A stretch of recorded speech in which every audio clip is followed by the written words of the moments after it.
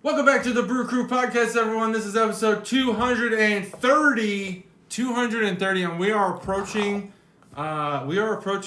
the, I don't know what this date would be called. It would be like the drop date. Just, Matt's coming back soon. We're going to have the team together again. Feels like for the first time. But there's been several of these. But this is episode 230. And if you didn't notice, I got another special guest here. Return guest, Chuggalo extraordinaire, and probably, I think at this point we have several new, not even guest hosts, just hosts that appear and reappear. SFIL's here, everybody. Chuggalos SFIL, welcome back. It's good to be back. Thanks for having me. It's good to see you all. It's been a while. It's been a while. They say, as Stained had said, it's been a while. It has been. What was the song? But it's been a good day, and it's great to be here with everybody. And I am definitely in the mood for a beer or two. Yeah, well, we got you started on a beer you bought, which we didn't have on the show. War Pig's Blinding Light Show. Yep. So, Luminiferious India Pale Ale, whatever the hell that is. Luminiferious is like a light. It's like a nefarious light, right? Luminary. A luminary would be like a natural light, right? Or a candle light or something. Luminous would be natural light, and then ferrous. Nefarious. Luminiferious. Yeah. Oh, from out of the darkness comes the light. Blinding Light Show IPA wields bold citrus and tropical flavors of illuminating refreshment, and all that was hidden shall be revealed. It wields bold citrus hop flavor. I think I bought it not because of that. I think I bought it because I like the name of the brewing company, War Pigs. Yeah, so that's a collaboration with Three Floyds, right? Yeah. And so Three Floyds and War Pigs, they have collaborated multiple times. And I think, I can't remember the name of the very first one we did. That was a review in the early days of the podcast. Now, I am currently recording with my phone and sound on my iPad, so I can't look up the spreadsheet like Matt does so quickly. But if you want to check that out, you know what? Here's what I offer you. Just go check out our whole catalog. We have 229 episodes currently, and if you're watching this episode, that means we've posted 230. So we have 230 episodes that you can watch or listen to. And somewhere in there's a War Pigs, Three Floyds collaboration. Wow. And this would be the second one. Didn't we do one like in January or maybe December or something? Seems to me we've done one more recently than that. I don't know. I think that War Pigs was like in the single digits of episodes. Wow. Like we hadn't even found our footing yet back then. Wow. You were still the other name. We were still the Butt Chug Podcast. Butt Chug Podcast. We are now the Brew Crew Podcast. Despite the sign, I need to get a new sign made. But yeah, what do you think? Is that good beer? Oh, it's great. I like it. The first couple of sips throw you back a little bit because the citrus in it, it's got lemon peel and orange peel in it. And it definitely makes a statement. It's not subtle. It's a statement beer. Yeah, it's kind of tart. But it's an interesting... it's an interesting and different take on an IPA. And let's face it, John and I have talked about this on other podcasts. You got to do something if you're making IPA. You got to do something to be remembered. You got to, exactly. I'll throw a sweater on. No worries. You got to do something because there's so many IPAs and there's so many really good IPAs. It's really hard to differentiate. Yeah. It's really hard to say, wow, this is a 4 whatever IPA. Because, almost as a disservice to themselves, there's so many high-quality IPAs that, when you drink all of those, and they seem like threes, right? When compared to each other. When you pull them all together, it's like, what in this pool of IPAs, if you do nothing different, if you're doing something different is what gets you the better score. But if you are an IPA and you claim to be, a true IPA, what can you do to be a 5? Wow, it's tough. It's tough. So I think that's where we start to talk about the milk sugar comes in for those milkshake IPAs, or you get fruity IPAs where it's not just the notes from the hops, the different types of hops. Maybe you grew your hops in a bog of cranberries, like that. Maybe so, like the grapes get different notes from in wine, and whiskey has different things going on with the barrel. But IPA, you got hops, and can you do something different? I don't think so. We're gonna test a lot of that theory today because we've got 2 IPAs. Oh, we do. We do, and one of them is gonna be. Outstanding. I'm approaching one of these, so both of these beers today I received as I won an award, a prestigious award at work, just like the guy from Christmas Story. I got an award, and as one of the gifts for the award, instead of a trophy, instead of going out and spending money on a trophy, they bought me some beer, some craft beer, because they know I like craft beer, and so 2 of those we're gonna have today. Outstanding. So then they try to tailor the awards to the people who win them, and so that was nice. And one of them I am not excited about. Oh, really? So like they know me and they know I like craft beer, but one of these beers, if they were listeners of the podcast, which I'm glad they're not, probably being coworkers, they would know I'm not a fan of. So we'll get to that. Okay. But I'm starting with a Blapple, of course. Blapple and War Pigs. Just thirst quenching. Anheuser-Busch has been funny. I've talked a little bit about, and I don't want to discuss the politics of it at all. Their decision to have different spokespeople. But despite all that, I looked up the stock price because there's a lot of hearsay, and a lot of people are like, "Wow, they are really hurting." Their stock has gone up. Their stock's been going up. Like I looked at I'm a type of person who I want to just look at the data. And a lot of people are like they're taking a big hit. I don't know if you know the story I'm talking about. Yes, I do. I'm familiar. I use Twitter a lot to get all my news, and there's 2 sides of every story. That's literally the case these days. Is there's always 2 sides of every story. Mm-hmm. There's one side that agrees and one side that disagrees, and everyone on one side is like they've lost billions of dollars, and the other side they're like no one cares. Their stock price has not been affected, which surprises the hell out of me. But maybe it just isn't that big of a deal. But anyway, I still don't take my Busch Light. That's my one thing. You could do whatever you want to Bud Light. I don't care if it flourishes or completely fails and goes away forever. But this Busch Light, it matters to me. It's my thirst quenching beer. It's got a sentimental value to you. Right. And that's huge. But even get rid of the sentimental value. It's the only beer when I'm I've been building this patio and I'm dying of thirst. I'm dripping a sweat, but I do want a beer. I'm going for a Busch Light. It's watered down enough to be thirst quenching, but has enough flavor to be a beer. I never asked you this before. What did you have you actually rated the Busch Light? What have you rated it? Oh, I only as a joke, probably. Oh, really? Yeah. I didn't know. I've given it a score on Untappd, and it was probably a 5. Because just as a joke, no one's gonna give a Busch Light a 5. Well, it's good beer. But I haven't rated it in the way that we do on the show, where I try to taste every flavor and pick out the notes. I think it would be almost an insult to do so. The beer has its purpose, and they don't claim to be craft, so let's leave them out. I think it was a junior in college.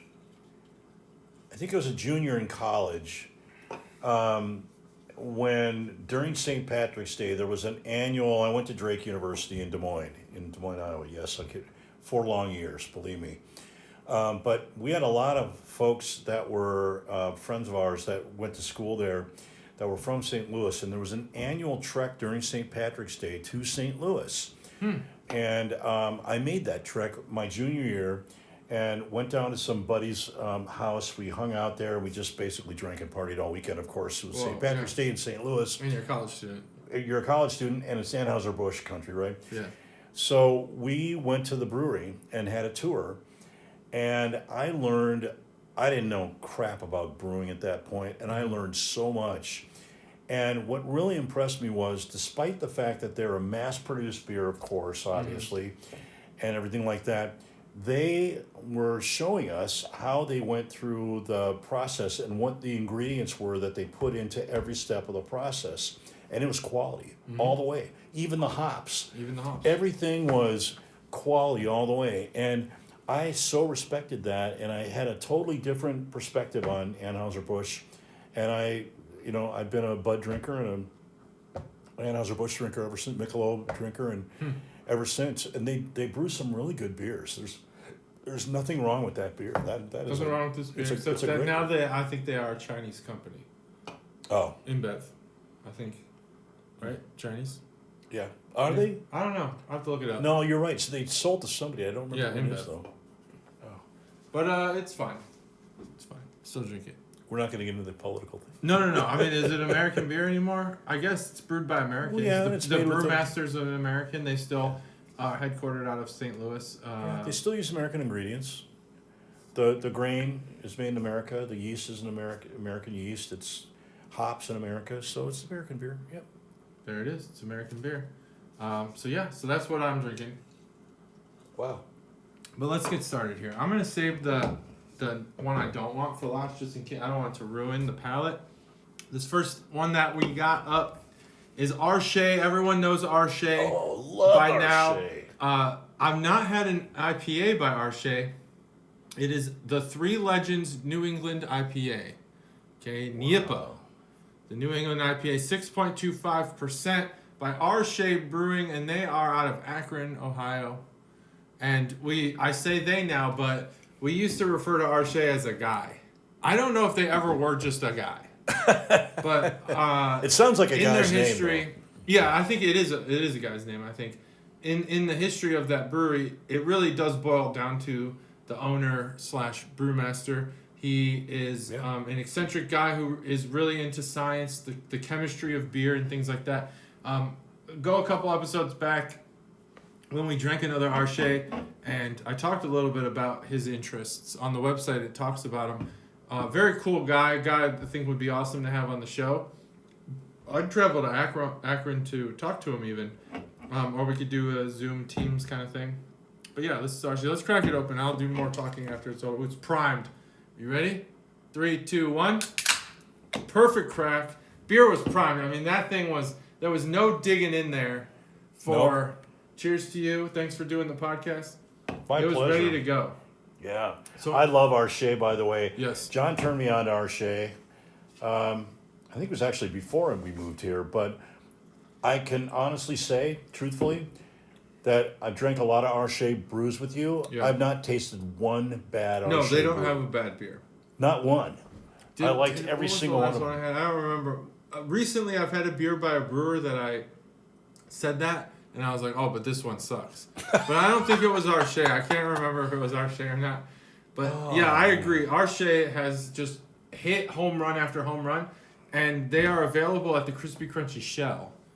Really? Like just tons of them. So if you're familiar with the Dayton area, and you're near the Crispy Crunchy Shell, Stroop and Far Hills, just tons of it. Tons of Arche. I did not know that.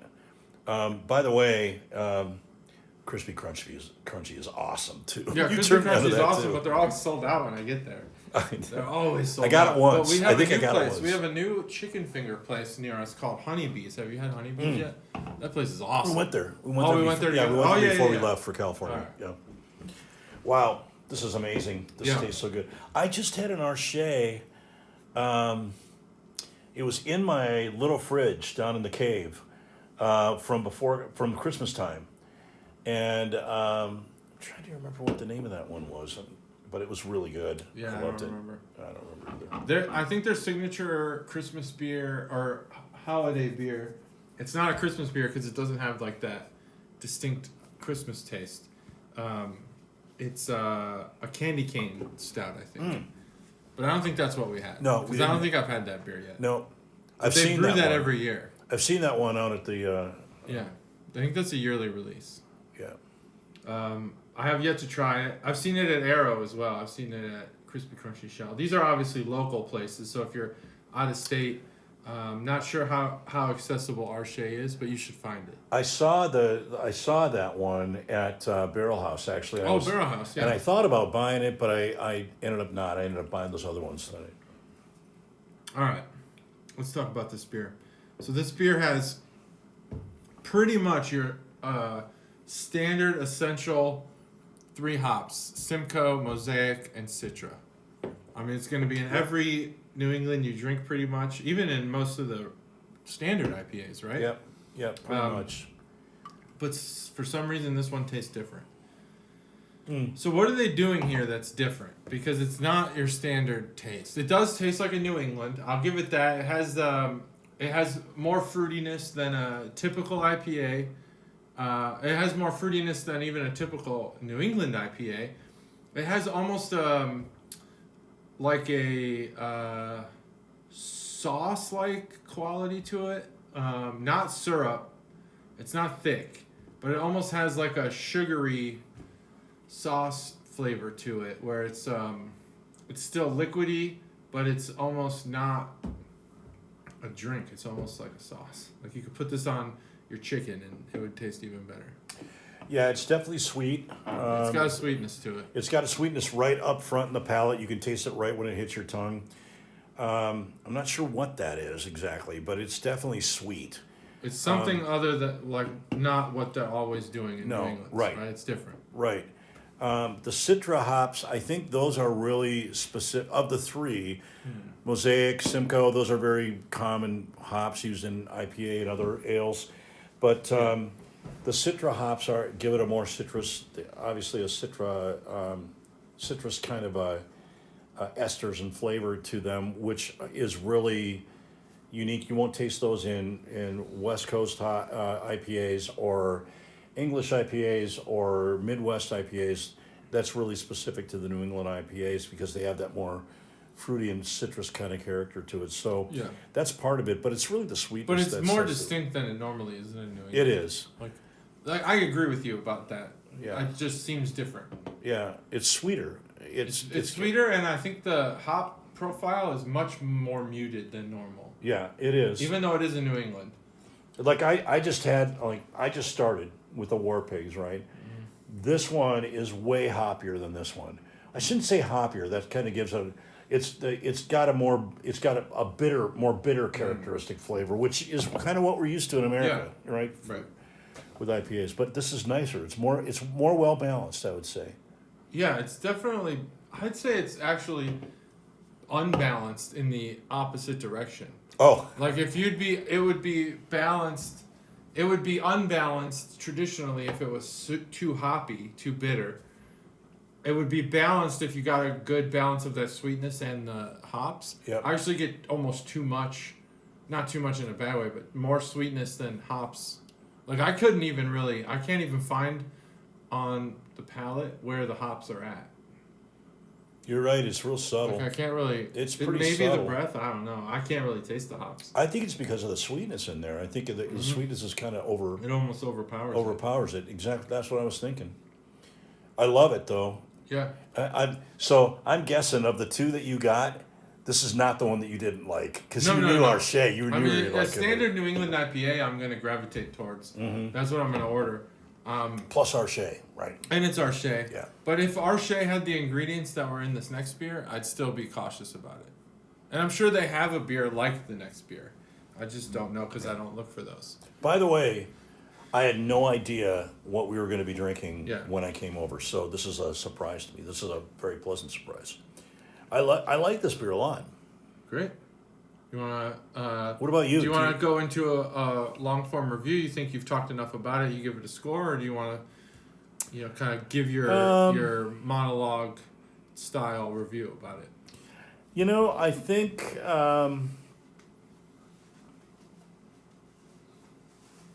I'm going to be Forrest Gump on this, and that's all I have to say about that. All right. I don't really think there's much more to say. There is some fruitiness to it. I'm not sure what it is, though. I can't quite put my finger on it. It's almost like a score in my head, which I've got. I've got my score, so you can feel free to give your score. I won't be biased by it. I haven't even thought about the score yet. Okay. So I may let you go first on the score as I'm continuing to cogitate about that. But cogitate. There's I like that word. there's some fruitiness in this, but I can't tell if it's because they added fruit. If they added fruit to it, it would be very subtle. But which would lead me more to believe that the fruity characters in this are more esters, right? They're an offspring of the an offshoot of the brewing process. You know, where the yeast and the hops and the malt contributes to a certain flavonoids and characteristics that come out tasting like certain things, while those certain things that they hint at aren't really in the beer themselves. They're just they're esters, they're flavonoids, right? So I'm kind of getting that a little bit because it's subtle enough where it doesn't taste like it's whatever. But I taste some melon in there, a little bit of melon, and maybe some pear, something like that. It's sweet, but you know how melon is. It's sweet, but it's not. It's pretty mellow, and the pear too is not really super sweet. It's like, it's pear to understated. me.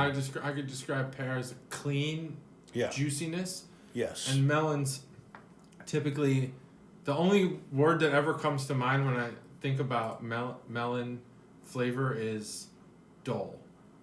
Like D-U-L-L. A little dull. It's like a dull sweetness. It's like a melon provides you with a muted, like what you used a word that I liked. I can't remember what it was. Kind of a muted fruit flavor and a dull, muted sweetness, but it works. It makes sense, like in a honeydew and a cantaloupe. Yeah. Whereas like a strawberry is kind of like this is a strawberry. Yep. No mistaking that. Yep. It's sweet. It's got a strawberry flavor to it. Yep. Same thing with grapes. Same thing with other fruits. They're just like in your face. But melons and citrus fruits, they kind of like are distinct. Whereas melons like unoffensive, unobtrusive. Yeah, it doesn't real get low-key. in your face. It's like, hey, I'm here. Yeah. You know, it's like on a vegetable tray, it's the cauliflower. Yeah. On a fruit tray, it's the melon. Yeah, it's like that's the so, safe so thing. Good. That's some so good, people John. probably don't like cauliflower, or the carrot maybe. No, the carrot's too distinct. It's real distinctive. The carrot's the strawberry of the vegetable. It is, or the apple. Like an apple, like you just had an apple, right? Yeah. Apple's really crisp. It's Yeah. clean, but it's crisp. Yeah. And it's got a crisp little bite to it, right? This is not that.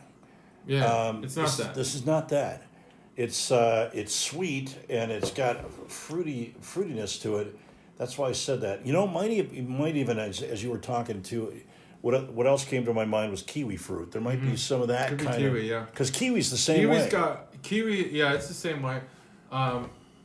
It can be sweet though. Can be as punch as it could pack a punch like a strawberry.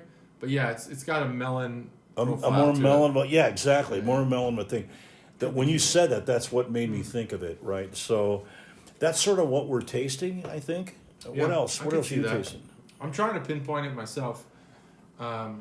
It's not strawberry. It's not berries of any kind. It's not a fruit that you're just like, oh, that's it right there. And it's not really citrus because you taste you taste citrus when you taste it because it's got that acidic bite to it, right? Like a citric acid bite to it, like a lime or a lemon or whatever. It's real tangy sourness to it.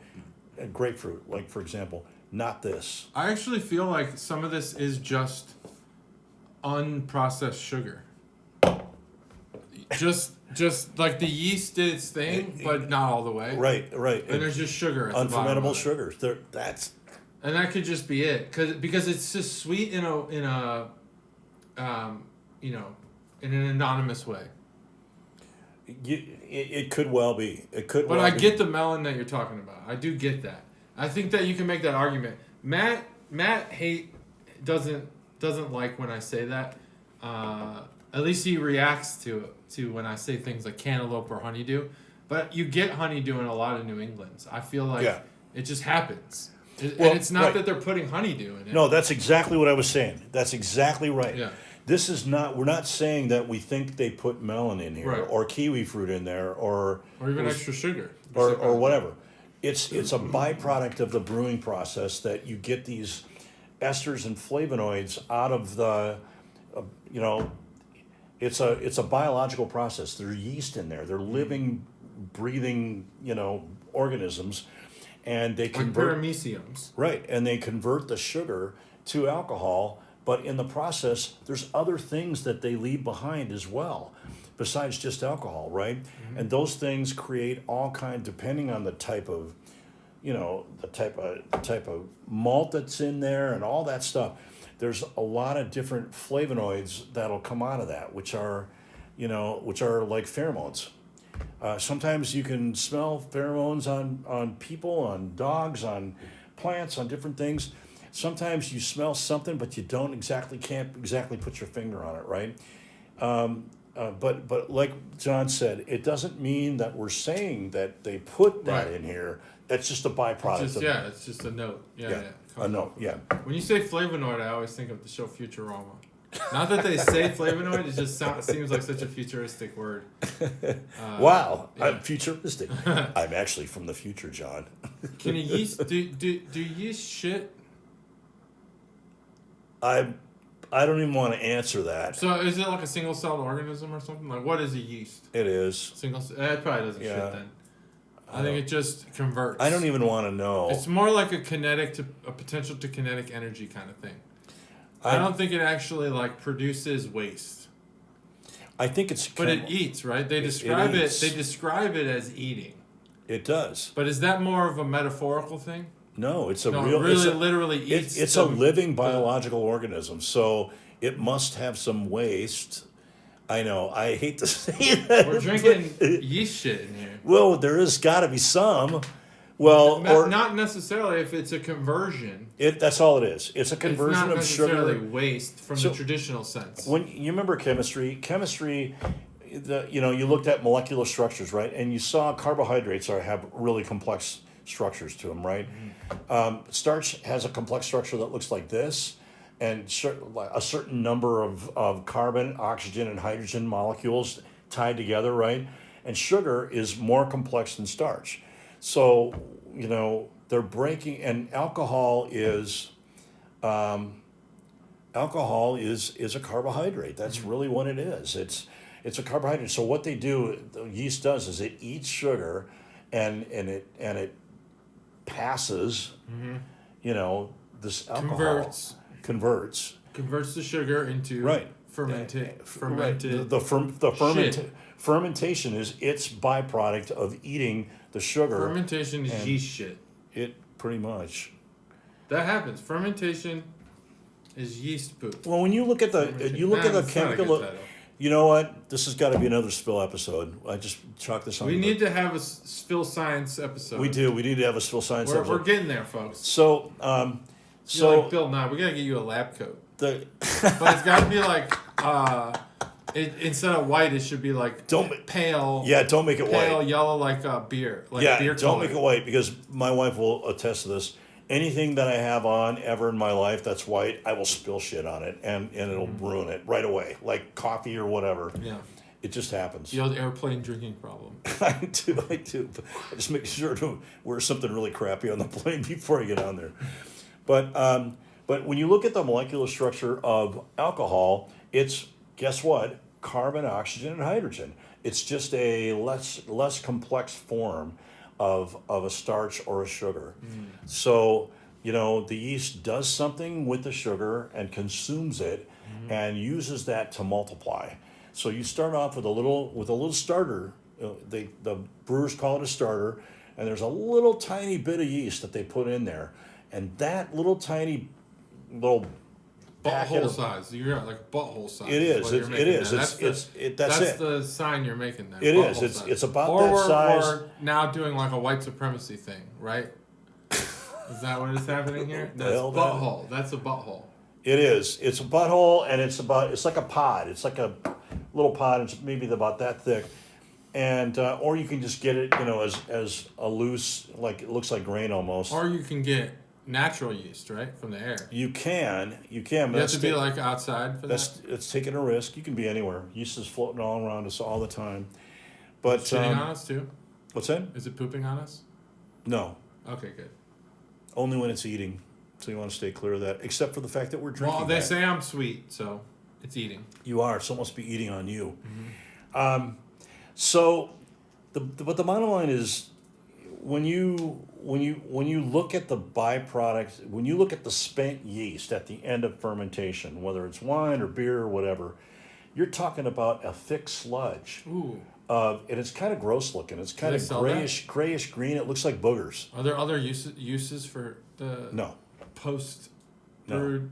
Well, the Australians call it Vegemite. Really? Yeah. So the stuff that's at the bottom that's Vegemite? It's Vegemite, and they cure it somehow. They use something to cure it. That is a lesson I did not expect to learn today. It was. I don't know that they get it out of the bottom of a beer barrel. Oh, come on, it's Australia. It's Australia, they though. did that. That's what they're doing. I mean, Andrew's my close friend from high school that lives that's from Australia and lives there. Is he watching? I don't know. I'm going to ask him to watch this one though, so that he can Give chime in on this. Give us some Vegemite notes. I want to know where that yeast comes from, because it's yeast extract. That's what it is. It's yeast extract. A lot of people don't like it. I love it. It's got a real salty kind of flavor to it, and they cure it somehow, and it comes out brown. You eat it on a cracker or what? Yeah, you eat it on a cracker or bread. Toast. What they like it down there, I mean, I lived in New Zealand and Australia for a couple of years. They like to put it on toast, and damn, is it good. I liked it myself, but I always wondered where it came from, right? It's like spent yeast. It's like... It makes sense to make a business on, like, the waste of things.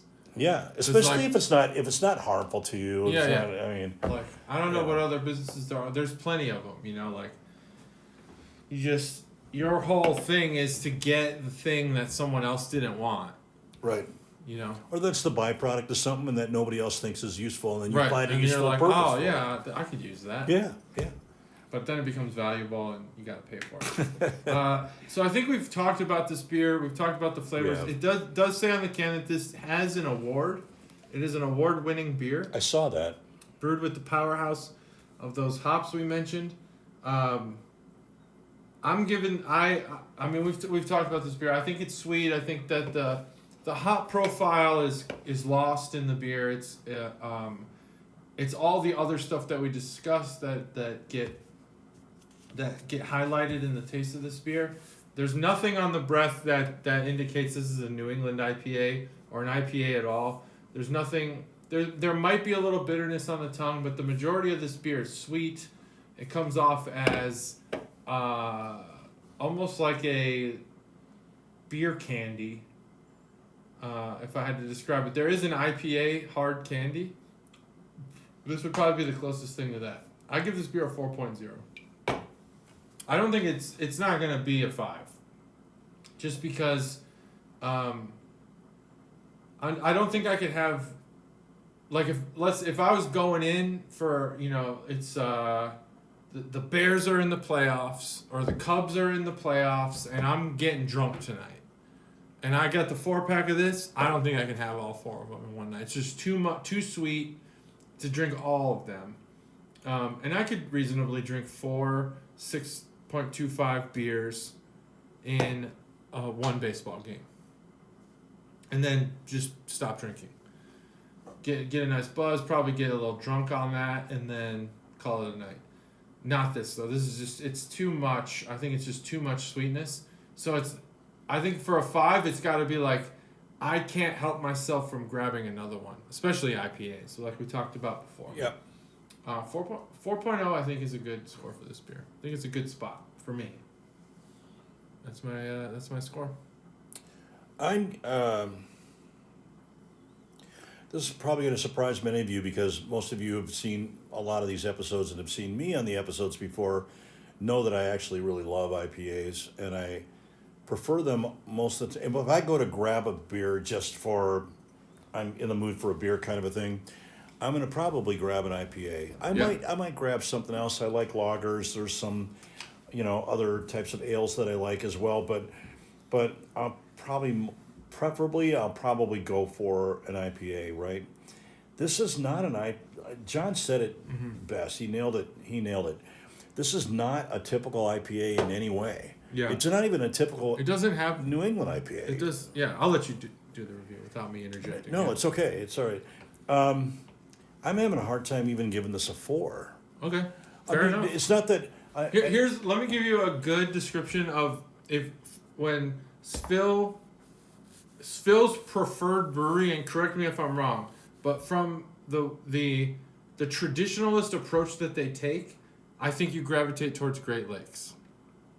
Oh, I because like Great they Lakes. make beer for people who enjoy beer the way it was supposed to be made. Their IPAs are IPAs. Their lagers are lagers. Everything, their stouts are stouts. Everything is delivered in the way you expect.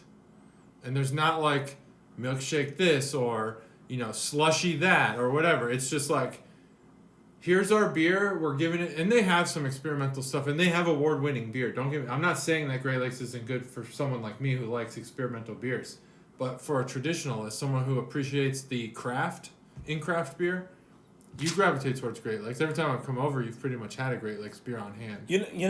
I had never thought of it that way, but that's John's an astute observer, and that's an astute observation. I think it's probably true. I like the really traditional nature of the way they brew their beer. The brewmaster appreciates the process, right? And I think now I'm pulling him over to our side. Don't worry, Chuggalos. We're winning on sours. Oh my God! Maybe not on this beer, but on sours and I other like this beer a lot. experimental stuff. I think we're winning you. No, you are. I drink sours now. I didn't even like sours. The first sour I ever tasted, John turned me onto, and I was like, oh my God, this stuff is terrible. This is like vinegar in piss. That's what that tastes like. I wouldn't know. No, but there's been so many. I mean, I've been captured on podcasts for all posterity to hear globally. Yeah, you've liked sours. I know there's a lot of sours that I really like. In fact, the advent calendar, we had a lot of sours in there, and I liked almost every single one of them. I liked. So they've been getting better. Yeah, they're not as shocking anymore. They were shocking at first. No, I think they're making sours in a much more in a much more balanced way, and which creates a lot of interest for me because they're not. See, when something is overpoweringly one way or the other, it's hard to pick out all the different interesting flavors in them that makes them complex and deep and and really interesting. So that when you taste the next taste, you're like, wow, I just tasted something else. Like we did, I don't know, a month ago maybe or so. Yeah. We had a really great beer that we went through that I bought actually from Anchorage Brewing Company, right? Yep. And it was phenomenal. Yeah, that beer had a lot of. We even got comments that were like, "Whoa, this beer!" Like my mom was like, "Holy shit!" I mean, that beer sounds complicated. It was amazing, Yeah. But with every sip that John and I had, John just was like, "Wow, I just tasted this," and I would say, "I just tasted that." It was amazing. That to me is really fun. And that's a great beer because it's so well balanced and crafted that it allows you to taste all the different aspects that are in it and that have been put into it, and I really love that. Right, so I didn't like sours at first because I thought they were too overpoweringly sour to be able to taste the full flavor of the beer. So it was like kind of the single dimensional. Yeah, if you like the pucker factor, that's great, but it's a one-dimensional, one-trick pony kind of a thing. But I've grown to like them. And I think, as John said, in my experience too, I mean, I know that my taste has matured, and also these beers have matured as well. They have, yeah. So we're getting the best of both worlds now. So it's not that I don't like this beer. I like this beer a lot. It's just not... again, it goes back to the thing that we talked about up front in the top of the podcast, which is, it's an IPA. It's a tough space to be in and shine, and be different, right? Yeah. So when a beer doesn't look or smell or taste like an IPA so much, it's kind of hard to judge it as an IPA. 4.0 is a good score. I think that's a good score, and it's hard for me to. I'd be hard pressed to give it a better score than 4.0, even though I love IPAs. Maybe because I love IPAs so much, but I'm going to give this a 3.75 because I think it's a really solid beer, and I would totally drink this again. Yeah, I would drink it again. But my favorite IPA, not by a long shot. Yeah. That's totally reasonable. Yeah. It's a good score. Yeah. That's a good score for this beer. I think that's where this beer should be. So let's just break into the next one. This next one is out of Cleveland, Ohio. This is Masthead Brewing, which I cannot remember if we've done before, but this is Ice Melter. This is a IPA brewed with grapefruit and habanero. And if you know anything about me, I don't like spicy beer. So we haven't done a spicy beer in a long, long time because I don't like them. But I think we should do beers that we don't think we'll like. Yep, I agree because totally. That definitely helps. Oh man, you totally broke the rules. Oh crap! Damn, that hasn't happened in a while. You're dripping too, by the way. Here's some paper towels. I broke all the rules. It's all good. Man, I am so sorry. I just completely. That's all right. It's all good. I don't like spicy beer, and we haven't done a spicy beer in a long time because of that. But again, I think we should do beers that we don't think we'll like. And two, I got this beer as a gift for winning an award, a prestigious award, and it's for Chile, and I want to try it. I don't want to waste it. Well, I feel privileged and honored to be able to share these beers that John is sharing them with me because of the award that he won. And, he won't talk about it. He won't mention what it is, but he was recognized above and beyond everyone else in his company for outstanding performance in the last year. And he certainly deserves it. So it's an honor for me to do that, and I'm so proud of him. I can talk about it. I mean, I won the award you're talking about. I won in 2021, which was the MVP award. I was the most valuable person. In 2022, I won the Innovation Award. Yeah. I've done some things with some algorithms that our company hadn't done. That's all. So if you guys are curious about what I do in my day job, I'm not just the punching bag on a beer podcast. I also have a professional career that I do sometimes pretty sweet things, and I enjoy. But this was one of the things that they gave me, and this I do not. So I've had the jalapeno. Not of this beer. I've had jalapeno beers. I've had chili pepper beers. I've not had habanero, and if I have, I've erased it from my brain. So if we've had that on the podcast, I forgot. So habaneros on the, what is it? What scale is that called? The Scoville. Scoville. Habaneros. I'm just gonna open this because there's no one to crack with. So 3, 2, 1. Man, I am so sorry. It's all good. We're good, and mine's totally blowing up too. This has been sitting in the fridge perfectly. I haven't shaken it or anything. Is this a bad sign? I mean, it's been what? This is a bad sign. Oh, it's gonna be bad. This beer's gonna suck. I'm not gonna like it. I'll tell you without. So much for the open mind. I'll tell you without tasting it that I'm gonna hate this fucking beer. I'm gonna hate it. Well, I got to say this. I had a client in Hawaii, in Honolulu for about a year, a little less than a year. And one of the places that my mates and I that were stuck in that dreadful place for that time would go to had a drink that they called Baja Sunset. And it was a combination of tequila that, it was jalapenos that had been in one of those great big huge giant pickle jars, and the jalapenos were soaking and steeping and marinating in tequila, and then they would take that out and they would put the juice, the jalapeno infused tequila in a drink and then put mango juice in it, and so it was this sweet and hot spicy drink. And I got almost addicted to it. It was so damn good that every time we went to that place, and it was the bottom of the Sheraton. I can't remember what the name of the bar is, but it was at the bottom of the Sheraton, right on the Waikiki Strip.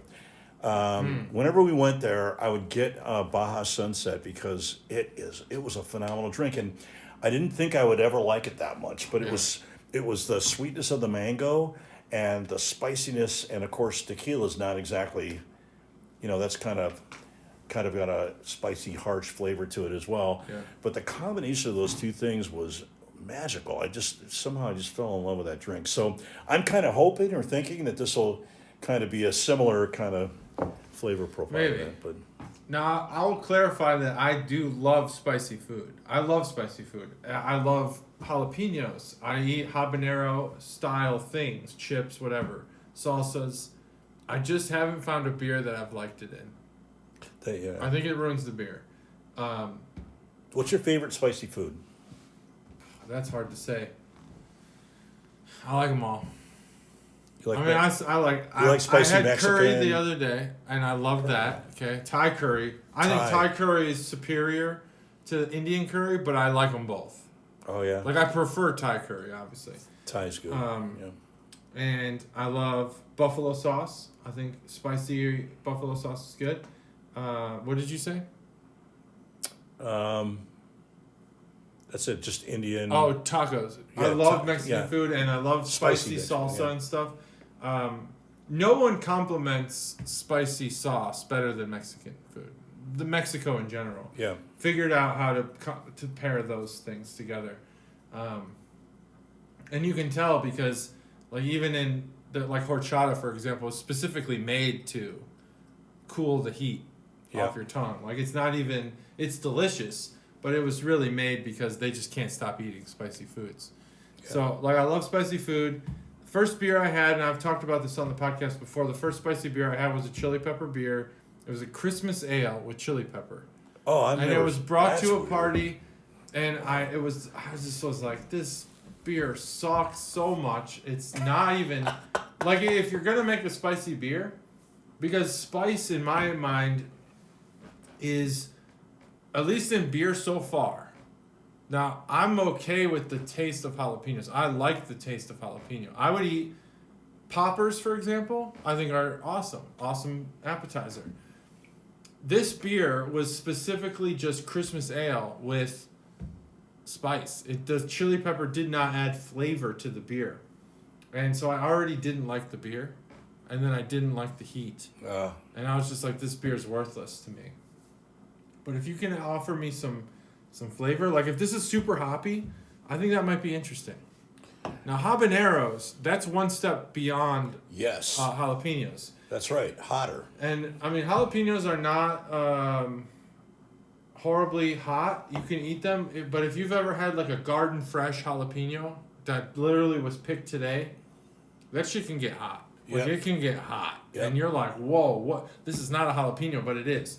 So, it depends on what kind of habanero we're talking about here. It could be jalapeno level hot. It could be unreal. It could be, like, scary pepper hot. Now, to me, when I think of a pairing like this, when you're talking about something as spicy as, jalapeno or habanero or... Have you tasted it yet? Yeah, I have. I haven't. A number of them. I haven't tasted it. All right. You go ahead and talk. I'm going to taste it. You go ahead and talk. I'll taste it. But my feeling is that you've got to balance the hell out of this with more sweetness, right? You've got to have the sweetness to balance out the spiciness. And, a lot of times when I don't know about you, growing up from an early age, even, in college and beyond that,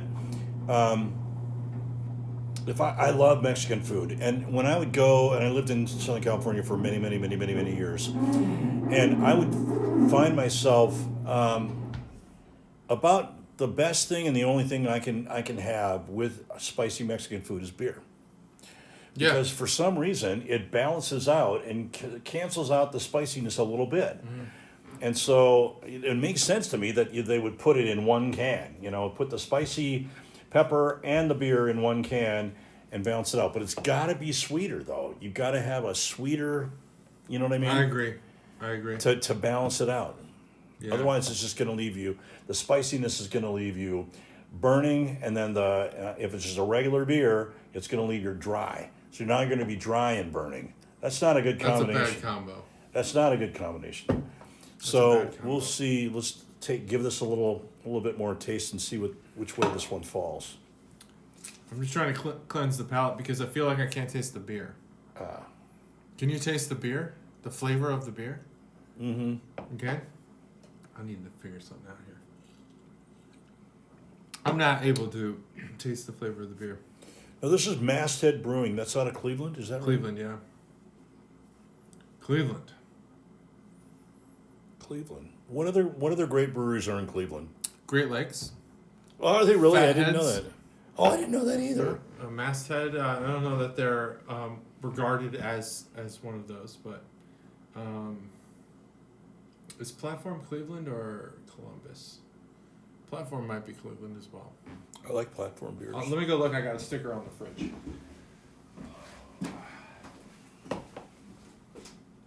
Yep, Cleveland. Platform is also Cleveland. So yeah. Wow, so they've got some really good Cleveland's breweries got all the big guys. Wow. We have Rheingeist in Cincinnati. Love Rheingeist. Warped Wing is probably the largest Dayton brewery. But yeah, all the big guys are in Cleveland. Cleveland, underrated. I know a lot of people make fun of it because it's easy to make fun of. But I've enjoyed my time in Cleveland every time I've went. It's a fun place to go. That is a place. I think Chicago is similar to this in that the people there love the city they live in. Maybe they also make fun of it, like Chicago people don't do that. In Chicago, I find that's the only place that I've been, and this is, I know I'm biased, but this is outsider. Let me give you an outside opinion. It's the only place I go where, like, okay, let's talk about style. There's everyone, Ralph Lauren or whatever. Vineyard Vines is like the new thing. Everyone has a little whale on their shirt.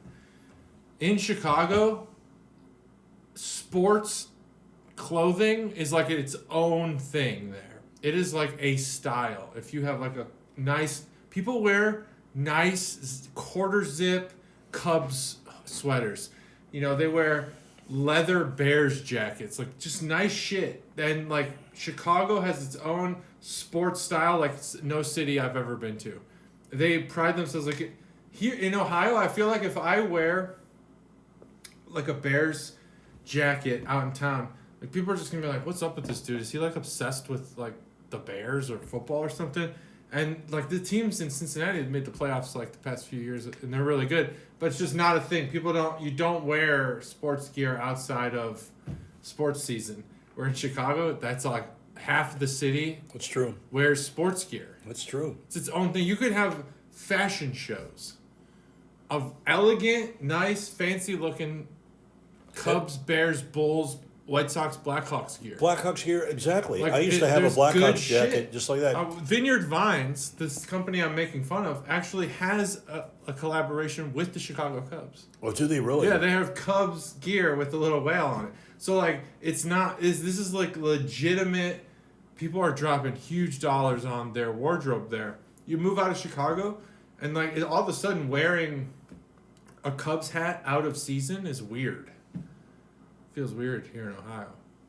Man, that's like kind weird. of place. I lived in Chicago for 7.5 years. I don't know how we got to this, but Cleveland's like that. That's how we got there. Yeah, Cleveland. Cleveland loves Cleveland. They do, and you know what? I respect them for that. I love them for that. I mean, you should love the city that you're in, and I love Chicago. I still do. I still consider Chicago amongst one of my all-time favorite cities that I've ever lived in the whole world. I love Chicago. I lived there 7.5 years. Everything about it was great at the time. I lived right downtown, not in Lincoln Park. I lived right downtown, and I was within walking distance of anything. All the great blues bars, jazz bars, great restaurants. I mean, some of the finest restaurants in the country are right there in downtown Chicago. Italian restaurants, steakhouses, Gene and Giorgetti's. I lived in the Gene and Giorgetti's building. Wow. For a while. I love that city, and you're right. It's got its own style. Yeah. But I never hear people from Chicago dissing on Chicago. No. Never hear that. Yeah. Now, Chicago's changed a lot since I lived there. There's changes. But that city has a place in my heart. I love that city. It's a great city. But yeah, like Chicago, Cleveland loves Cleveland. Yep. Chicago loves Chicago, and that's the thing about that's kind of where I'm going with this beer. I think I've just always enjoyed my time there. It's a good city. But we're talking about this habanero beer. Yes, we are. What do you think? Well, for starters, I can say I've honestly never tasted another beer like this before. That's a true statement. Mm-hmm. It's got some heat. I can taste the habaneros. There's some heat there.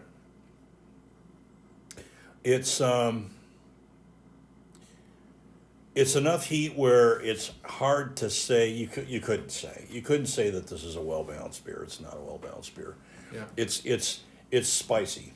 It's a spicy beer. It's got a lot of.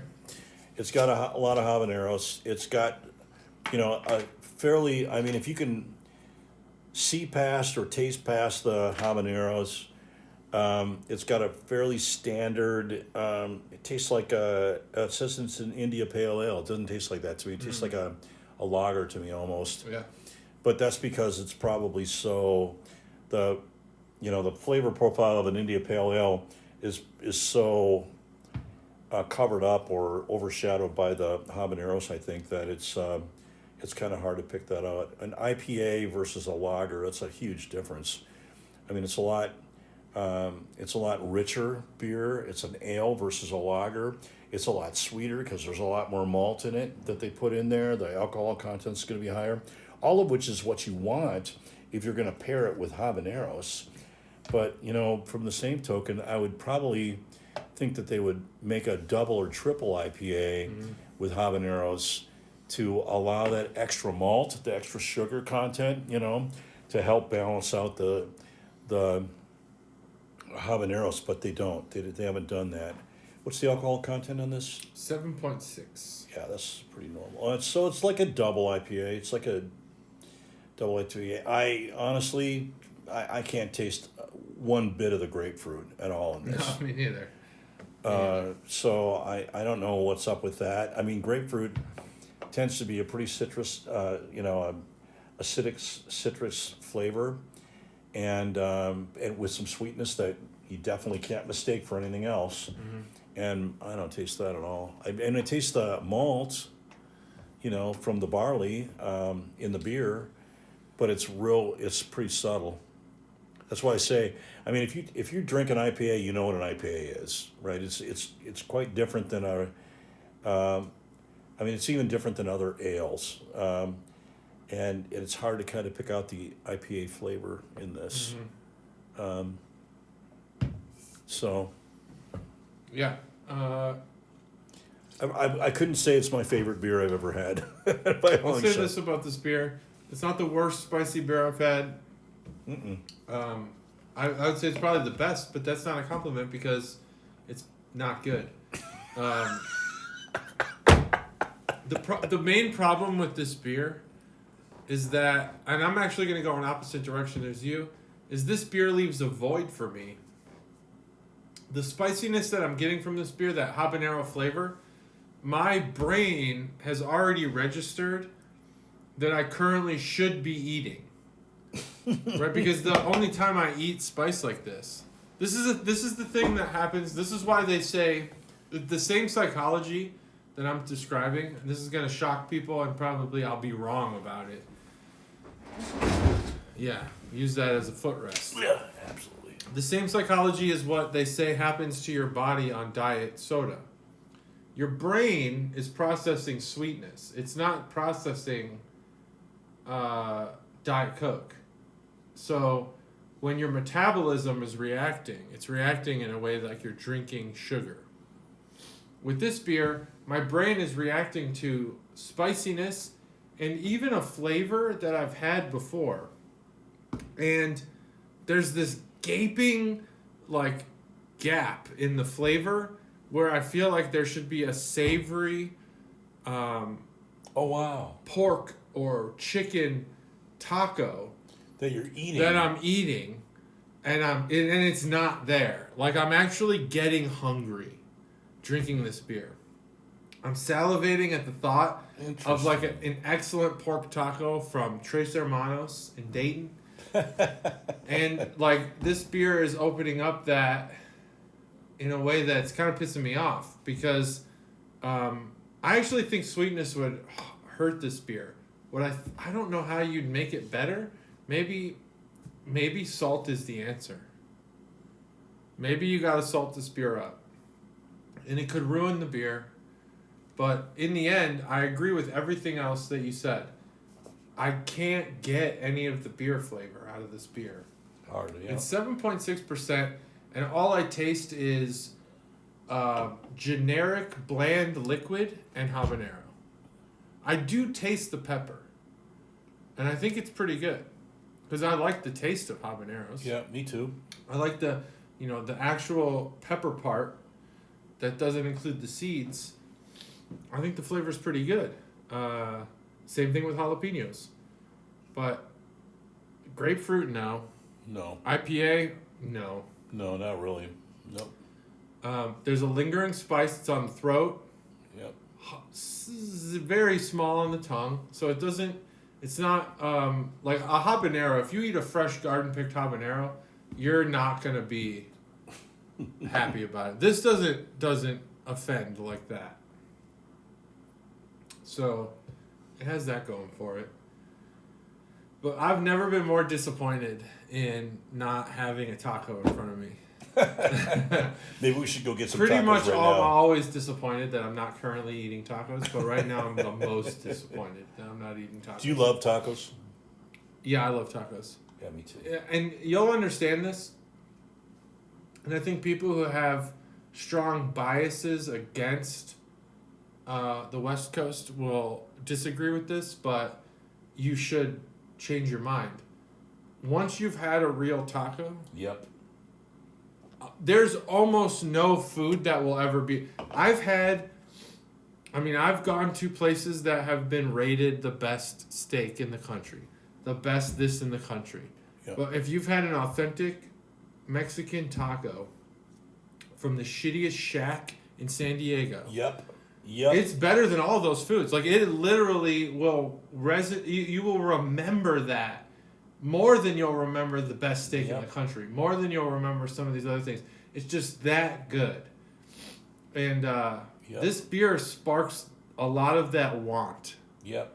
Like if I could hop on a private jet to San Diego right now, I would never get on a full jet full of people to go get a taco because that's just a pain in the asshole. If I could go to San Diego and get a taco right now, or better yet, Mexico, and get a real authentic taco, I mean, it would. There are a few foods that you'll have in your life that you feel like actually are a puzzle piece to completing you as like a human being. And having an authentic taco is actually a part of my life that I've experienced that I feel like is like I've checked that box and it's a completed milestone. Yeah. I can now move to the next level. You know. I know. And it's a food, and food doesn't typically do that. But eating authentic Mexican food is beyond. I think for all the love that French cuisine gets, the Mexicans should get Way 10 more. times that. Way more. It's because they serve it in tinfoil that they don't get the respect. If they put it on a plate with a bunch of fucking drizzled a tiny little bit liquid, a taco. yeah, this you big. get a tiny taco and you drizzle guacamole liquid all over it, and all of a sudden it's art. The French have nothing on Mexico. No. Nothing. No. I will. I've had French cuisine. 100%. 100%. Yeah. And you're making me think right now. I used to work for a company in Orange, which is in Orange County, California, just north of San Diego. But there were some guys in the finance team that took me one day down the street from where we were working to a little hole-in-the-wall Mexican place. Yep. Run by some folks that were Mexican, and everything in there was in Spanish. There was not a single thing in English there. and I couldn't even read it. I didn't even know what the hell I was getting, and that was the best damn Mexican I've ever had in my life. Right, it was so good. It was off the charts. It stayed with me for 25 years. Exactly. I'm still thinking about it now. That is exactly the experience that I've had with authentic Mexican food. Man. I remember it more. The crazy. I don't know if this is irony or what. I went to a Mexican resort last year, and their premier restaurant was a French restaurant. Because it's like this all-inclusive, like you're supposed to feel fancy. But if you would have just served me tacos at that meal, I would have been 10 times happier. Because the tacos at that resort were unbeatable. Wow. They're unbeatable. They were amazing. I can imagine. I mean, you wouldn't think... It's kind of weird to think of going to Mexico to go get French food, right? Well, I didn't go to Mexico to get French food. They just had it there. Of course but not. it's that it's the what do you call it? You know, the lore of French cuisine. Yeah. And it's all bullshit. Yeah, I mean, like, okay, escargot, fine. It's hard to get. You got to make it right, whatever. But man, you make the perfect taco. I just don't think you could beat it. I think Mexican food might be the best food in the world. It's distinct. It's unique. It's flavorful, and I can't even remember honestly in all my years, I don't remember anyone who's ever had Mexican food that doesn't like it. Yeah. Right. Yeah. I mean, that's unique in and of itself. I know a lot of people that don't like sushi or Japanese or Chinese. I don't know anybody that doesn't like Mexican food. Right. I agree. Yeah, you can always find somebody who's like, well, sushi's not my thing. Yeah, right. And even though you can have the best sushi in the world, and someone's gonna be like, nah. Yeah. But if you have mediocre, authentic Mexican tacos, oh my gosh. And everyone's gonna love it. And I might say this, love it? John and I have had many conversations about this, so he already knows how I feel about this, and I'm sure he does too. Although, thank God, he's lived here for a long time, and he turned me on to like the one and only place that has as close to good Mexican food. My wife and I moved here about a year and a half ago, coming up on 2 years, if you can believe that. I can believe it. From Southern California, and man, I jones for Mexican food. Mm-hmm. There's a lot of food that I love, but Mexican food, I mean, that's the one food that I just really... Every time we go to California, oh man, that's the first thing we do. We go get Mexican food. Oh. But there is Tres Hermanos. If you're in Dayton, Tres Hermanos, we're not sponsored by them, but go to Tres Hermanos. They are fucking amazing. They're legit authentic. They're legit, and they're the best in Dayton. Yeah, that is for sure.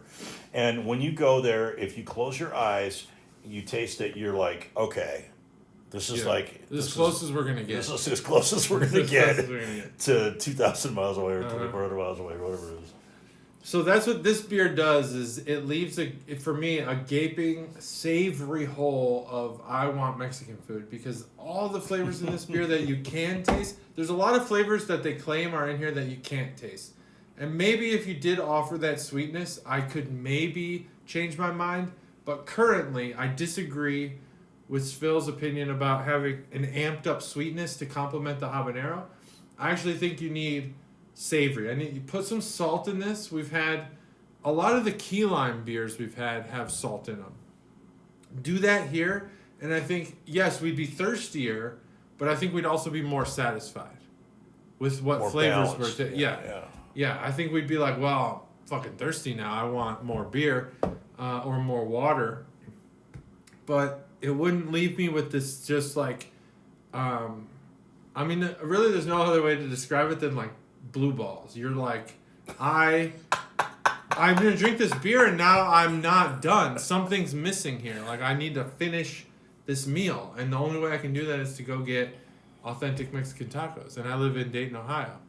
Yeah, exactly. So that ain't happening. There's a non sequitur. There's nothing I can do here. I'm just stuck.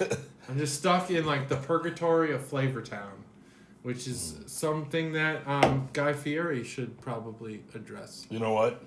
That's the next JT Scott restaurant. Flavor-town's a Guy Fieri thing. We need it, but Purgatory. No, we need like an authentic Mexican restaurant. Yeah, but we're not Mexican. We're not. We'd have to hire them. That's fine. That's good. But we'd have to hire that and then make sure Yeah. that there's crap brew there to drink with a. Yes, that's the key. Let me describe. No matter what curly mustachioed man tells you that his food truck tacos are great, this is not about race or ethnicity, but it is 100% about ethnicity. The best tacos you're gonna have are from 100% Mexican cooks. Oh, there's no and question chefs. about it. Like, I don't care how many tacos you've eaten in San Diego. If you're not Mexican, it's not the same. That's, right?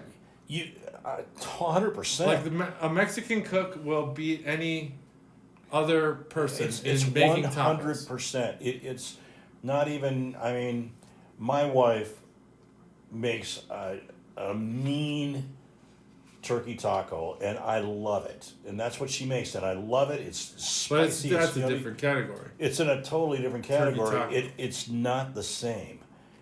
It's not the same. And that's just. I mean, we only touched on it. We only touched on tacos. When you get into like. You know, carne asada. Carne asada, oh my God. Boy. Or carnitas, oh my God, I love it. Carnitas burrito, a real carnitas burrito, oh my gosh. You can't touch that. You can't touch it. The harder that it is to order your food in English, the better the food's going to be. That's 100% true. If you can look at it and not know how to pronounce it, you're in for a great If you just have to say the number in Spanish, it's going to be the best meal you've ever had. If you go number 6 and they go, huh? You're in great shape. Siete. And they're like, yep. You're good to go. Okay. Yep. It's going to be the best taco you've ever had. Best burrito. Carne asada is amazing. Mexican food is the pinnacle of food. Oh, man. I miss it a lot. I miss it. I miss it. There's like, trust me when I say this, and you know, to my family and friends that are still in California, I love you all, and this is not a diss on any of you all, but there's very little that I miss about California. Mexican food is one of the few things that I miss about. That is the prime thing I miss about California. Probably me too. Man. And the fact that the I could actually, nice too. and the fact that I got off the plane, drove to our son-in-law's houses, and I went to the local, some little hole-in-the-wall local liquor store there and found Buffalo Trace there. And I was so stupid I didn't buy it right there. I was like, oh, well, because I was going to buy a bunch for John and bring it back, right, for us to enjoy it for John. And I was like, oh, well, God, it's right here. There's tons of it. It'll be and so I waited like a week or two, like right before we came back. And then it was nowhere to be found, and I was like, "I am such an idiot." It's all right. You'll find it again. I will. We'll be back. Yeah. They caught on to bourbon later than everyone else, because when I lived in California, Buffalo Trace was readily available constantly. Yeah. Always, and now all of a sudden it's not. Anyway, it's not a bourbon podcast. It's a beer podcast. And we still gotta. We're dancing around the issue, and no, I think that this beer leaves a void. I don't like it. I wouldn't drink it again. Spicy beer is a gimmick. Let's be honest here. It just doesn't. I could see where this beer might have an artsy element to it, in like a craft element, in that they didn't necessarily skimp on the habanero flavor. It's in there in some capacity. So there's craft in this beer. The problem is that they, for whatever reason, added grapefruit and made it an IPA. I think that maybe, I don't really know how to phrase this. I think you could create a new category of beer where you use some of the things that you would use in an ale, but not necessarily an IPA. Take the ale, add the spice, add the pepper, have the flavor from the pepper, and then savory it up. Maybe you could even start experimenting with marinade flavors. Something that's different. But to put fruit in this, I think it just doesn't make sense to me. No. I understand that, like, Mexican culture, there's, like, the chili powder that they put... It's not chili powder. It's like a chili lime infusion thing that they put on their fruit. I don't like that, personally. Do you like that? I've had it before. I haven't. It hasn't really grown on me yet. Yeah, I don't think it's really like as expansive as their meat dishes, like tacos. Yeah. Whereas like the chili lime fruit thing is not really that good. I think you could almost open up a new category of beer, and if you did, and you had like a I don't even know what this would be, you know, like a enchilada style habanero beer. I don't know, what is enchilada sauce? What is that? It's like tomato? Well, there's two kinds. There's the tomato-based one, which is the darker sauce, and there's the verde sauce, which is the green sauce. Oh, the verde sauce. So you take the concepts of like the verde sauce, or even the enchilada, the red one, or even the marinade that they use in stuff like barbacoa. Yep. And introduce that into beers like this, and I think you might be onto something. You would have a savory, saucy, flavorful beer. Whereas the flavors in this, they're not sticking out. All I can taste is spice. It sticks to your tongue. There's a lot of spice in the throat, which I don't appreciate because that makes me feel like I have acid reflux. And I don't. I've had it. I know what it feels like. And having throat spice is like... I don't know, it ruins it for me because now I feel like, okay, I need to stop drinking, I need to start taking precautions because I'm going to sleep like shit. And it's like when you get to a certain age, now all of a sudden I'm like worried about heartburn and shit. I fucking don't want any of those thoughts in my mind. This sucks. Like, it's spicy in the wrong way. It's in the wrong places on the palate. You need to really, like, if you're going to do this, hone in on it. Figure out where it needs to be spicy. It needs to be spicy on the tongue. Period. That's it. Put some salt in here. Maybe introduce that new category like I suggested. But fruit, I'm not getting it. IPA, I'm not getting it. To me, this beer is a... No offense to Masthead, because we've had Masthead and I've liked some Masthead beers, but this beer is a 1.25 to me. I don't see me ever wanting this beer again. If you can convince me to maybe drink it with a taco, sure. But, no. Okay. That was a well-crafted response. It was a long review. It was a well-crafted response. Talked mostly about Mexican food. And it was, and I enjoyed that part of it. Yeah, that was the best part. I mean, in all honesty, I know for me, actually, I have said a lot, actually. Well, let's just at least hear what you do and don't taste out of this beer. You know, it's not balanced for me, and that means a lot to me. I like to taste complexity in the character of it and depth in the character of it, and something that has a long, really pleasant, pleasing finish to it. This has none of those traits. It's a lot of pepper. You like habaneros, you're gonna like it for the first 2-3 sips, and then the novelty is over. Yeah. I mean, I like peppers, like John. I'm a spicy food guy. Man, that place I told you about in Orange County that I went, and I've been to places in San Diego too that are like that too, right? Spicy as hell. But there were more complex flavors to the food that you eat from authentic Mexican food than what's in here, right? This is all spice. It's all flash and nothing else, right? So it's hard to give it a good rating. It's not that it's not a good effort on their part, as John said, but it's just one of those things I can't really rate that highly just because a singular profile. It's overpowering. It's not balanced. I don't think it's ever meant to be. I don't think it ever could be.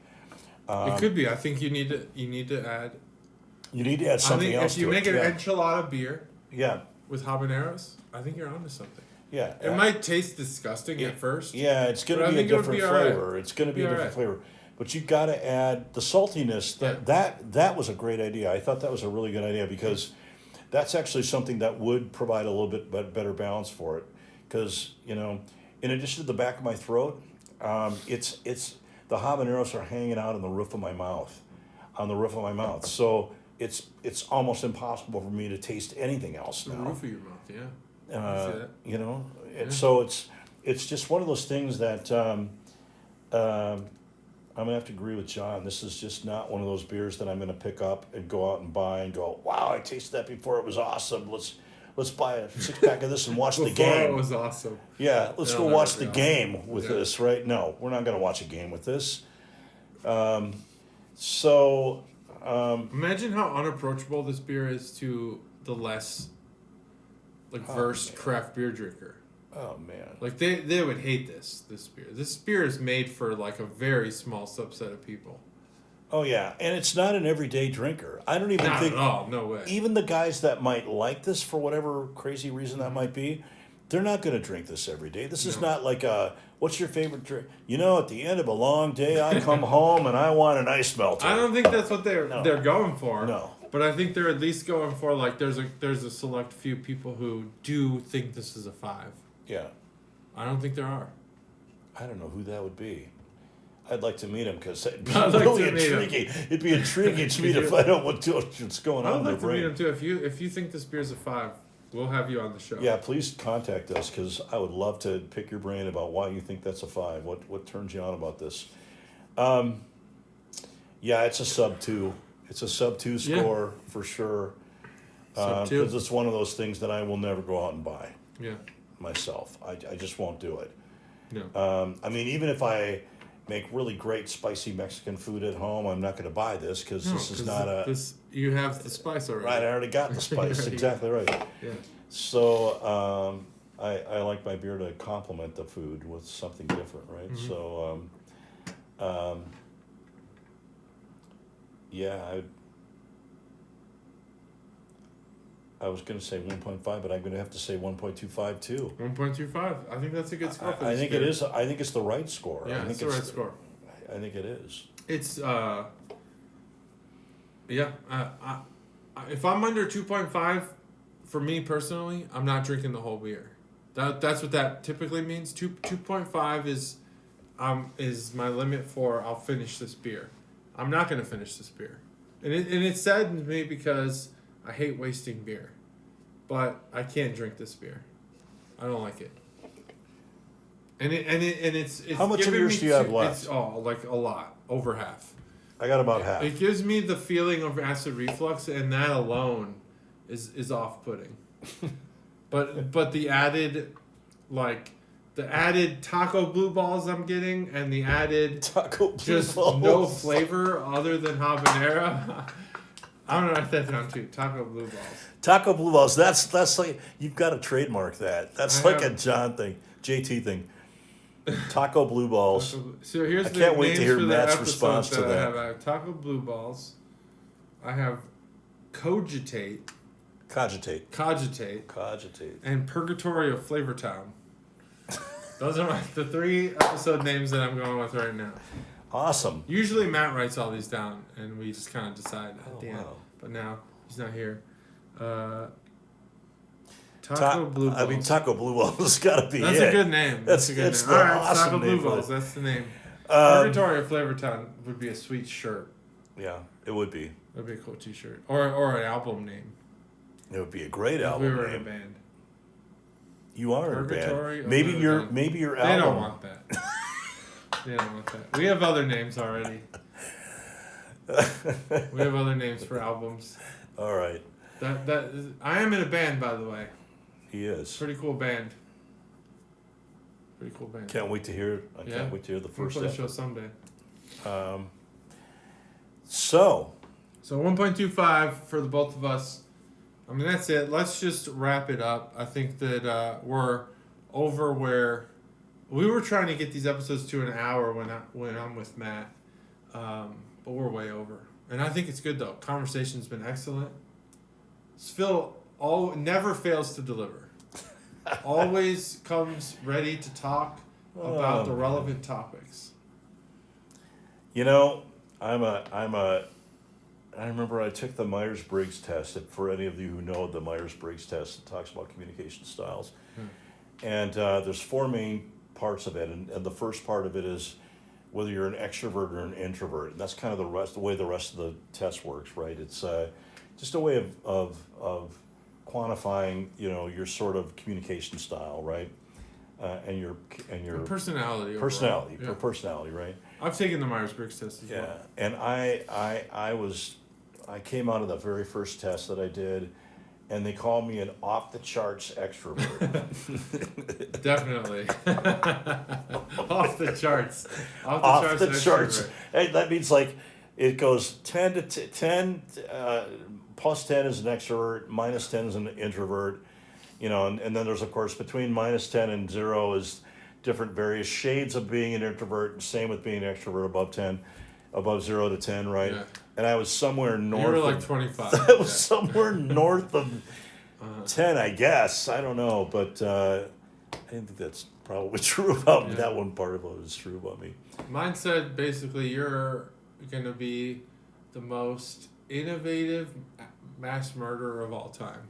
Mass murderer? Oh my kidding. God. I'm just kidding. I'm kidding. I don't have the qualities of a mass murderer. Not at all. I wonder what those would be, what that combination would be. So you'll eventually develop a torture room, something like that. I won't. That's not me. My personality is very just like. Well, wait a minute. We could. I could dig up my Myers-Briggs results. They're in my email somewhere. We could hypothesize that building a bar and then bringing people in and having them drink habanero beer. That's a bit of a torture chamber.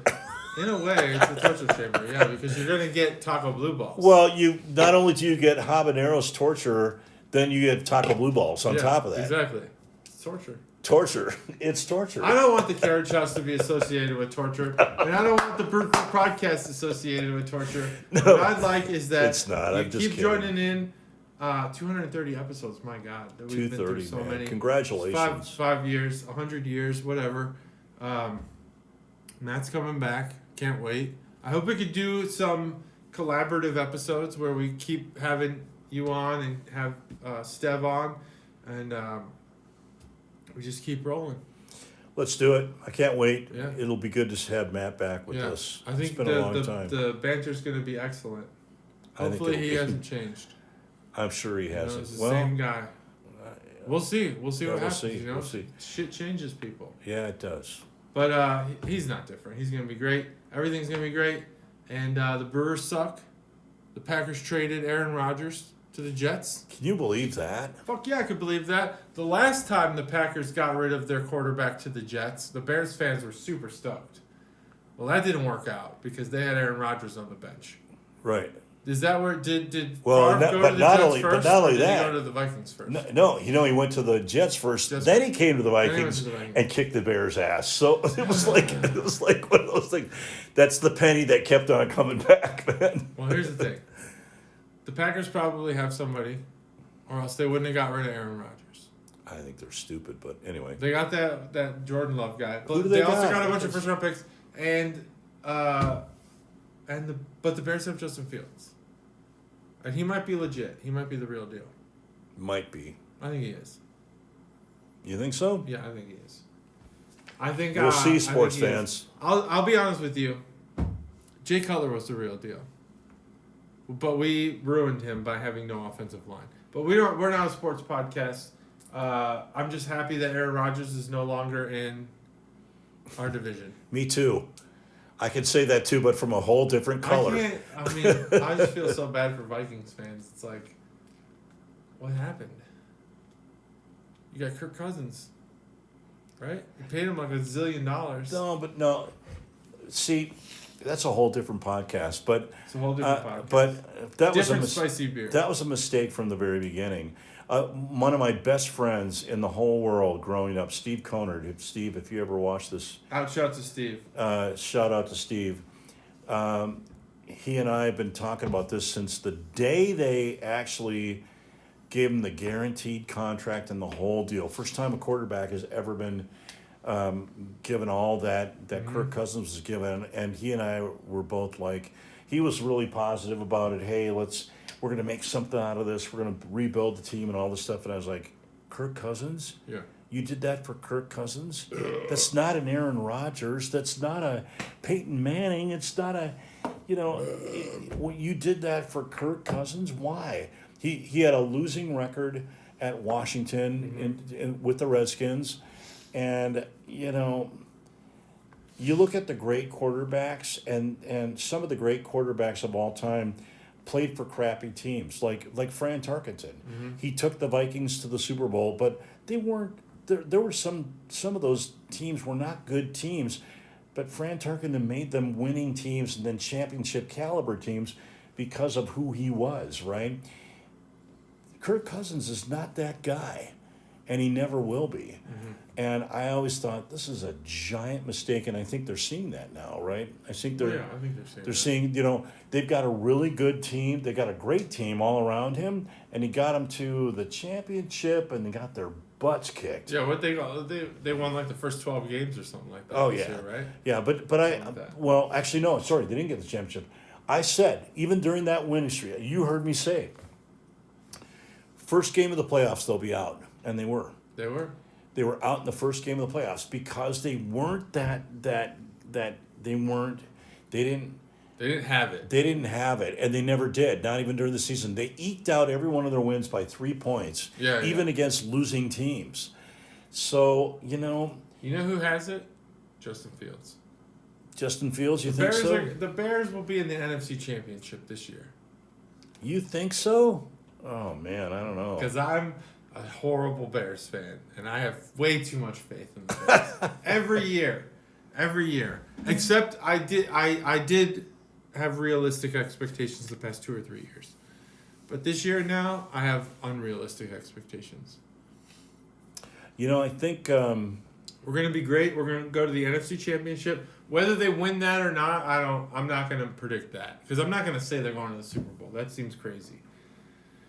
But they're going to win a lot of games. There's a lot of teams that are wild card teams this year. Like even the Niners, I think, if depending on what they do at quarterback, they could be great or they could suck it up. I think the Jets are going to be the AFC team. Jets, Aaron Rodgers now. Jets could be great. They might not be. They're in a bad division. They're in a division where everyone's better than them. We'll find out. I think what we'll find out about this, John, this year, is whether Aaron Rodgers is in the same league as Tom Brady. Why do I say that? Because Tom Brady went from the Patriots, which had built a whole system around him, to the Buccaneers, who had crap. Right? Well, they didn't have crap. They had a great Mike Evans. Right. They had a great defense. All those other receivers. They had a phenomenal defense, right? And they had some individual players on offense that were pretty good, right? But the difference was when Brady left and went there, in one season he took them to the championship, right? And in 2 he won a Super Bowl, and then, that's the sign of a truly great quarterback. Fact that Aaron Rodgers has to win in the regular season too now. Yeah. Because he's going to face Buffalo twice. He's going to face New England twice. He's going to face whoever else is in that, Miami. He's got a tough division to be in, yeah. Buffalo is... They're going to beat them. Buffalo's a good team. Buffalo's a good team. I think Buffalo didn't make it as far as they should have this last year. Now that Aaron Rodgers isn't a Packer, I wish him the best. The Packers, though, I wish them a decade of failure. Just to know what it feels like. Let's test their fan base. Their fan base who claims they're the best. There's a waiting list for season tickets. Let's see how dedicated their fan base is when they lose for 10 years straight. I bet it's like the Brewers. A lot of empty seats and shit. Probably. It's football, so there's only 8 home games.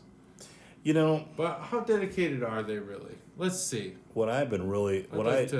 I'll tell you what I've been secretly hoping for is that the Vikings would pick up Aaron Rodgers and get rid of Kirk Cousins. That would have been something, because the Vikings actually have a team. They actually have a really good team. I think they're soft on defense. I think they need to shore up their defense, but their offense is freaking phenomenal. And they need a quarterback who's actually, Kirk Cousins he's not an average quarterback. I'll give him that. He's above average, but he's not great. He's not going to be Peyton Manning. He's not going to be, he's not going to be, Aaron Rodgers or any of that Tom Brady or, any of that caliber. So Patrick Mahomes, come on, man. You got some incredible quarterbacks in the league now. Well, and that has just recently departed from the league. But, Kirk Cousins is never going to be that guy. So sometimes you don't need to be that guy. You could be Eli Manning and win 2 Super Bowls. Never forget that. That's true. You can win 2 Super Bowls if you're Eli Manning. I don't even know how that happened. I never thought that he was a good quarterback. Some people are clutch. And in his case, the receivers were clutch. Yeah. In both cases. John, it's a great point. The Bears, they're going to win the Super Bowl here in the next 5 years. You think so? In the next 5 years, if they don't win it, they'll have at least been to it. God, we were so close. If we didn't have Matt Nagy, that fucking idiot. That idiot. I would love to have Matt Nagy on this podcast just to tell him how stupid he is. Would you, though? Would you tell him? I would 100%. I think that half of all NFL coaches are morons. This whole, system thing. Oh, Andy Reid's system. I think football coaches are largely fucking idiots. Because you're really... football is kind of this thing that's established now. There's system... And then any innovation that happens is rare. And Matt Nagy wasn't it. Well, did you see, there was an article, a month and a half ago maybe, about all of the assistant coaches that came from New England, that came out of Belichick's system. They all failed. Every one of them. Yeah. 100% of them. It's always been Bill Belichick. That's right. And with Andy Reid, it's always been Andy Reid. Everyone has thought, wow, we're getting the offensive coordinator from Bill Belichick's team. He's going to make a great head coach, and he failed. Yep. Defensive coordinator failed. Every one of them has failed. There's just a few people who are cut out to be good head coaches. I believe that totally. And Matt Nagy was never it. We could go back on Bears history. This is not a football podcast, but we could go back and talk about Mark Trestman. And he's clearly, here's my thing now. We've learned our lesson. If anyone claims to be a quarterback whisperer, they're a failure. They'll 100% fail at being a head coach. Mark Trestman, just a goofball, total nonsense. Just nonsense. Matt Nagy, just a failure. Like his persona, his attitude, and everything that he represented, it just bled failure. Like I've met people who are like Matt Nagy. I've observed people like Matt Nagy. They're all phonies. They're just bullshitters. They make their way to the top for no reason other than they've been around successful people. And being around successful people shouldn't make you successful. And thank God that the NFL is a meritocracy. Because he failed, and he failed in public, epic fashion, and he will likely never get another head coaching job again. I'm surprised he even got an offensive coordinator job. It was under Andy Reid, so it means he doesn't actually do anything. That's good. Right. Like my son's prior baseball coach, select coach, very Matt Nagy-like. That is a true statement. Total, just a prop. He's in the dugout. He exists in our physical world, but that's about it. He just exists. That is it. And that's why we don't play for that team anymore. he seems to be able to say the words that he learned from someone else. Yes, he's been around the game. Right. That's how the pretenders are. The pretend coaches are just like that. And you know what? I find that Matt Nagy and my son's former coach on the Dayton Classics, I'll even call them out. Fuck them.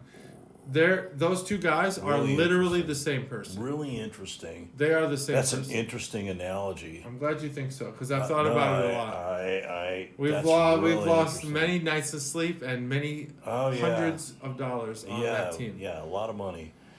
So anyway. And it's interesting, though.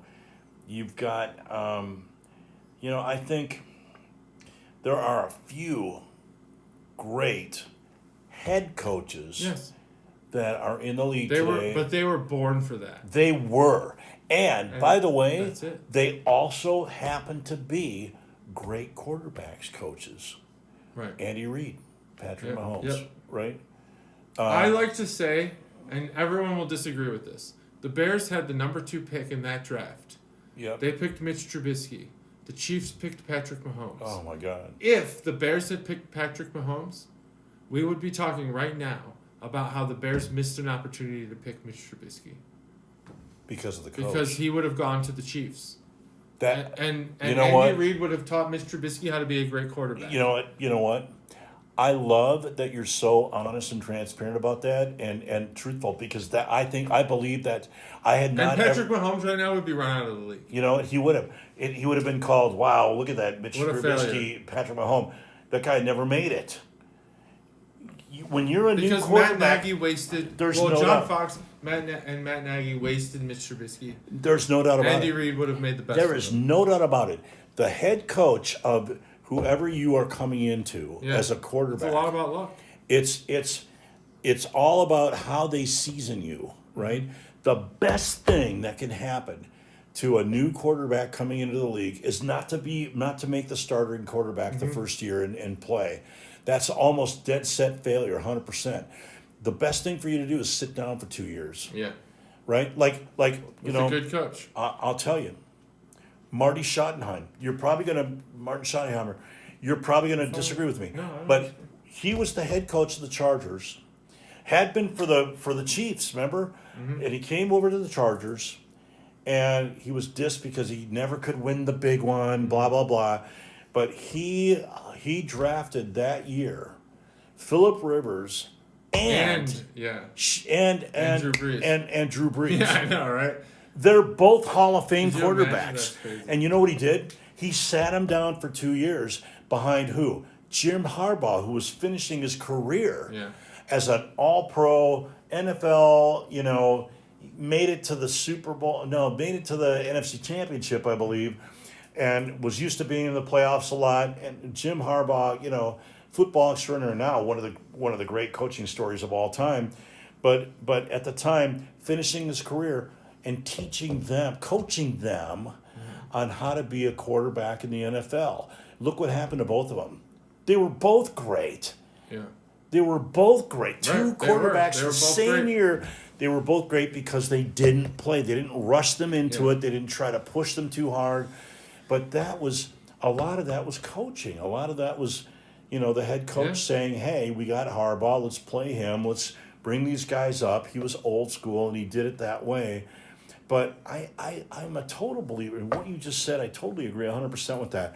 That's the difference between coaching. Yeah. And Andy Reid versus a scrub. Versus a scrub. Didn't belong. Right now, that's belong. The finishing message is we could be talking about a Mitch Trubisky 2-time Super Bowl champion right now.